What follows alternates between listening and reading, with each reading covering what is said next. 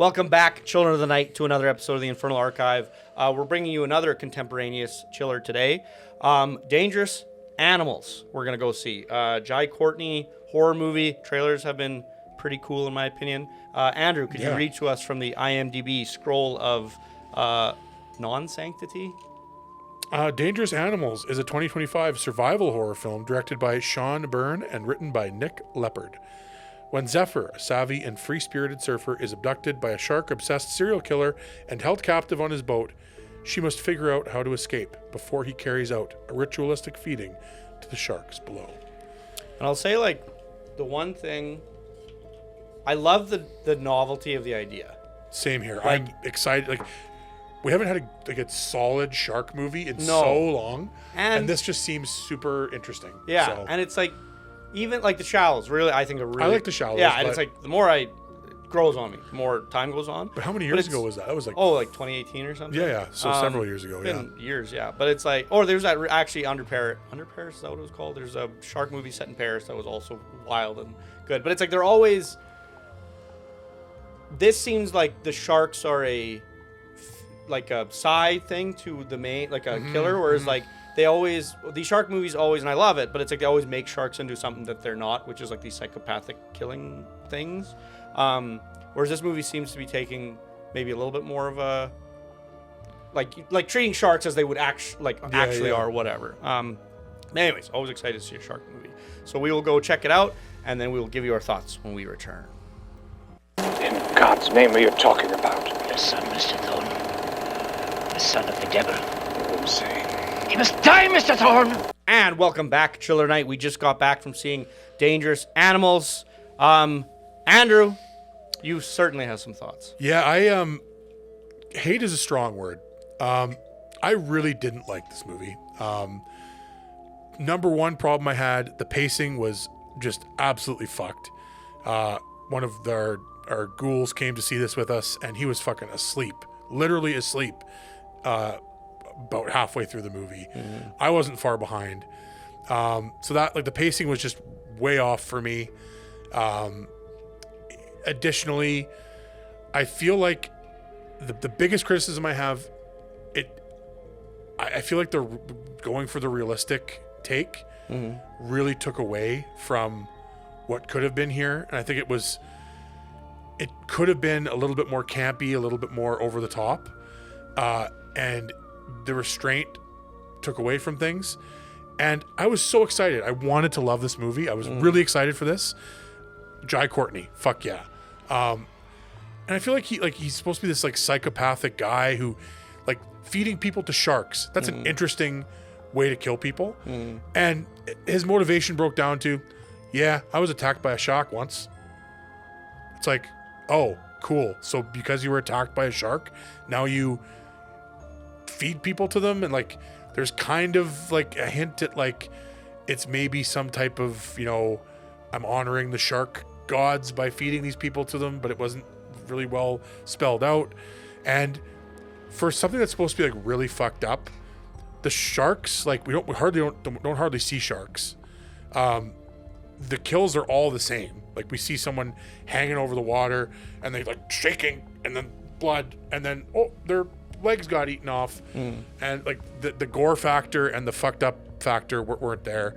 And like I feel like he either needed to be way funnier, Jai Courtney as the villain, the serial killer, or way more fucked up. Like he needed to be like literally jerking off to these people getting killed or something. Like that would have been fucked up. That would have been like, whoa, and maybe would have swayed me a little, but like it didn't feel fucked up enough. And again, like, I didn't feel like his motivation was there at all. We didn't know anything. Like, again, maybe Fran can correct me, but as far as I can tell, his motivation is like, yeah, I got attacked by a shark once. No, I don't think this movie's so much a matter of like, it's either like the pieces were there for you to like fill in some of the blanks yourself, and your brain either like did that or it didn't. And like for me, like I was able to fill in the blanks and like use like real world, like Amy and I were talking about it, but we were like, this is very like, it's very Robert Pickton. Like he is like an ocean based Pickton. Like he preys on young, beautiful women.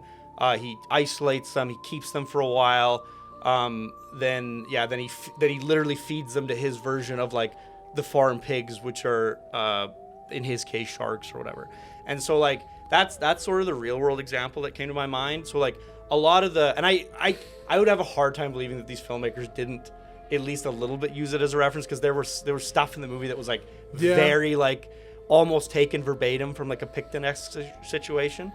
So that's the thing, is like just from like the amount of like true crime shit I consume and whatever, it's like my brain was just like, okay, yeah, he's like, he clearly has. They also like, he was a very sexist individual, so it was like, and you see that a lot with these serial killers or whatever. So like I was able to like kind of draw some of that in and like fill the blanks. But once again, it's like did he read as creepy to you though? Like he didn't read as creepy to me at all. Yeah, big time. Like there's a moment when he's in the city, and it's like he's frantic because he's like trying to like scramble because like his plans are going a little awry, and he stopped behind this vehicle, and then he sees this woman, and he's staring at her, and it was like just the form of a woman is enough to make him. It was weird. It was like his focus was so fully. He was so frantic, and then he's like mesmerized by this young, beautiful woman or whatever.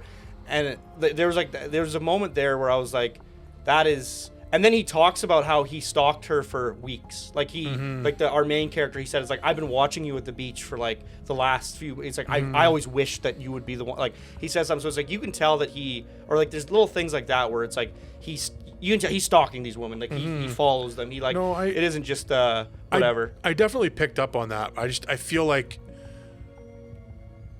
To me, it's like, I guess an example would be doing a Jeffrey Dahmer movie, and then Jeff is just kind of like a pretty, like, it's yeah, I know the stuff he's doing is creepy, but like, we don't really dive into like how fucked up what's going on back here is. No, we don't really like it. I don't need to be spoon fed. But I needed something more to like buy into. Totally. To like care about him being. Yeah, no, and like I said, it's like I didn't, but it's like I can. Yeah. Yeah, like it's not like I can. Like I said, it's like it either the pieces were there for you or they weren't. Yeah. They were there for me though. I'll say like as a counter, like I didn't have those same issues with the movie necessarily. But yeah, like what I think you had more problems than that. Yeah. I mean, the pacing was bad. Like. Beginning opening was interesting, and then there's the like she's on the boat, and then there's this weird like this middle section that was just like fully fell flat for me. And it's like I guess like the argument is like, oh, it's building tension, he's got to go get his tools and whatever, but there's just a big chunk there in the middle where not a whole lot happens, and then her love interest or whatever, I don't want to spoil too much, I guess, but like there's just a big chunk in the middle where like not a whole lot happens, probably like 30 minutes, and kind of lost me a little bit there.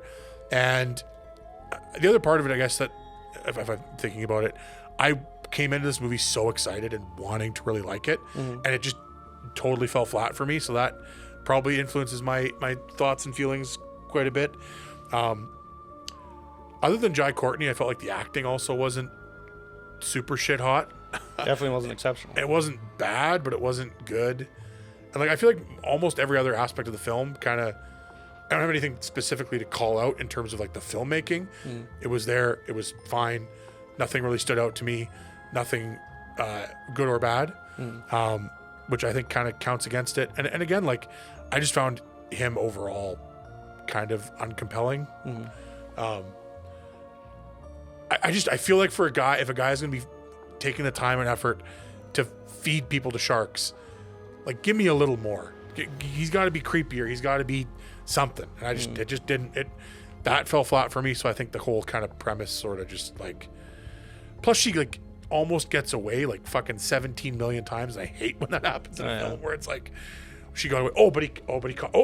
And like I know they're kind of going for the whole shark fishing metaphor of like like she gets away, but he's fishing, fishing, and I don't know. It just I think at that point when I clued into the metaphor, I was kind of already just so out. That's saying if you're already tuned out, then it's just gonna be annoying. Yeah. So that I think the big thing was it just didn't hook me early, so it kind of just everything kind of fell flat. Totally. So I did not feel that way about this movie. I quite enjoyed it actually. But there's a few things that I want to talk about specifically because there's a few things the movie did uniquely that I thought were like really, really excellent. One thing that I haven't seen in like any movies, and I was surprised at when I was watching this. I'm like, oh my god, why did this do this and no one ever does this? If you've ever been in the ocean or if you've ever been in a big lake or like a massive body of water, you'll know that it isn't like it is in the movies where it's like, oh, it's blue and it's beautiful and it looks like you can see. That's not how water is. Light when it hits water, it diffracts and it like very quickly eliminates. You can maybe see 3, 4, 5 meters below your feet, but then it very quickly becomes black, pitch black. So like if you start swimming down, you lose the light very quickly. And something this movie did, I'm not sure if it was a post effect or just like the way they shot, was like anytime the camera was in the water, it would show the bottom half of the screen as inky pitch black. And it just gave the water the sense of, like, the ocean almost had a sense of horror about it just because of that. Like, it was like, even right from the beginning, I think there's some shots of, like, the water and I think some, like, light shots of sharks and stuff. And, like, you just get the sense that it's, like, it's a hostile environment. I really like that because, like, it is one thing in Hollywood movies that sometimes frustrates me is, like, this is not what deep water feels like. This is not what it is like. It's not visible like this. Yeah. Like, it's murky like this. But doesn't that kind of get negated by the fact that, like, they figure out, oh, if I just sit still, the sharks don't attack me? Like, No, because like what I'm liking is the realism of it. Like, okay. And that's another thing that I really enjoyed about the film actually is like the sharks in this film are not Jaws. They are not the deep blue sea sharks. We're gonna seal off this.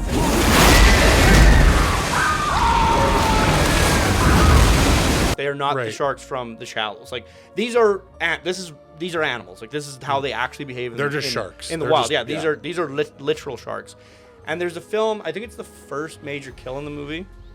That to me was fucking chilling. Just like how straight they played it, because it's like this is what this would actually look like in real life. And anyway, so like we said, it's like this guy feeds people to sharks. And so there's a scene when he like just dips this girl into the water. And it's not like a big, exciting spectacle. It's just like you see a quick, she gets pulled a little bit. And then oh, she just had a piece of her fucking leg removed. And like now she's bleeding. And now the sharks are going to like smell that. And then you see again a little tug. And then another tug. And then she gets pulled down a little bit or whatever. And I've seen enough like shark attacks on like during Shark Week and footage of that I'm like, there's a visceral reaction from like a shark eating you, like whatever. And anyway, so then you just see like she gets pulled apart, and then she doesn't. It's not like in Jaws or whatever where it's like da, da, da, da, or like in Deep Blue Sea where they get shredded and it's like pulled into a million pieces. It's like that's not what it's like. No, she bleeds to death. Like you see the blood leave her fucking body, and then she just like she goes slowly limp. And she goes slowly limp, and her eyes start closing, and she stops screaming at one point, and she's literally just like, you can just see the blood fucking leaving her body, and then the blood all leaves, and she dies. And then it's like, oh fuck. And then he just like lets her go in the water, and then they cut to the next morning, and you just see the top half of her like fucking torso floating there, and you just see that she's been nibbled on by sea all creatures fucking night. And it was like the something about the realism there. I will say that first one was good. Like that first kill, like I agree. Like that, I agree with everything you said. Whatever, and it's actually funny. It's like to the realism. It's a weird little addition to the movie, but for me, because it's something that really grosses me out. And I just watched a document. There's a new Netflix documentary actually, weirdly, that parallels with this. There's a scene when he captures the second girl, and so he keeps them. So he captures them and he keeps them in his boat, like locked up and chained to in these fucking metal beds in a room. But he doesn't. They don't have a washroom. So there's a scene when he captures the second girl and he has her locked in this room, and she says, the girl who's already been there for a while says, "I'm so sorry for the smell," and then it like pans over and you see the bucket that she's been using, and like it was a dose of realism too, where it's like you don't see that in other movies where people get captured. It was just like, oh, that is the reality of the situation. Like you'd be sitting in a fucking shit smelling room until this guy decides to fucking have his way with you or whatever. And yeah, I just watched a documentary. It's called Trainwreck something, but it was about this cruise ship that got stuck, and the sewage stopped in the cruise ship, and whatever. And it was like, the whole time watching it, I'm like, this is the worst nightmare ever. Like, fuck this. I would jump off the boat and drown myself. I do not want to be in a fucking room that smells of sewage for any amount of time.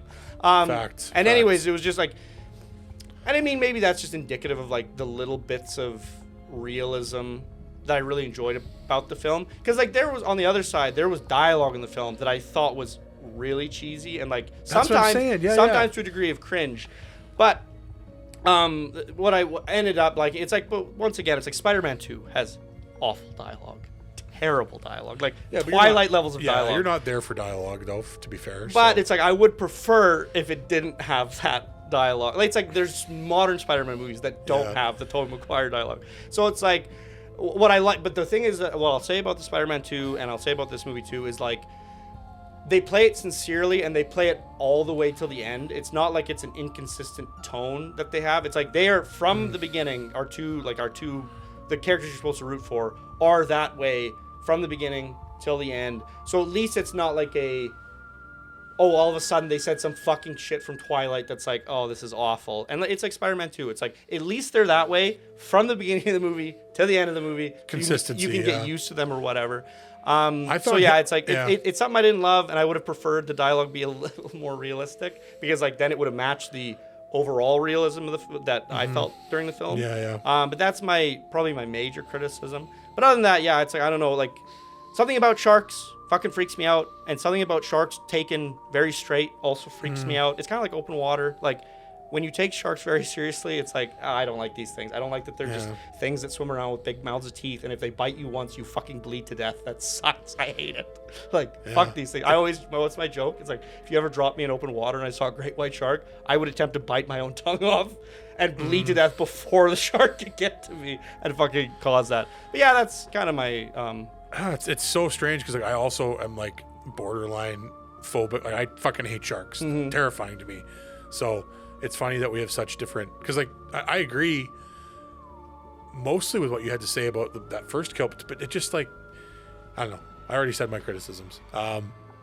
So Andrew, can you reveal our? We kind of aggregated. He gave what he thought, and I gave what I thought, and so we kind of sort of aggregated the scores and like an average it out. What was it? An 8.5?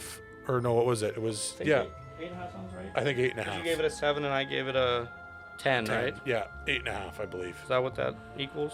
Yeah, 8.5. Okay, so what is that on our 65%? So 8.5 out of 13 for Dangerous Animals. Critics very not worth seeing, but also very worth seeing simultaneously. I mean, maybe like this could be an Emperor's New Clothes. Like maybe I'm fucking. Just I don't know. I think it's just one of those like sometimes movies don't work for you.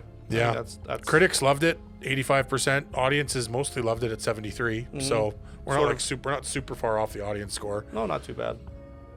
I don't know. I feel like the realism would have played better had we got a little bit more into the creepy fucking mind of the villain. All we needed is to see him like, if he's getting off on the control of, and like his whole thing is like, I got this control over these women and whatever. Like I want to see the creepiness, and he mostly was like playing it kind of humorously, it seemed like. So I don't know, I feel like if that one factor would have bumped it up a lot for me. Definitely. Like overall you feel like the movie lacked something. Yeah, big time. I don't necessarily feel that way, but like I can see that. It's okay. We're gonna go and have a fist fight about it later. So that's the only way to settle these things, and then we'll put it on the YouTube.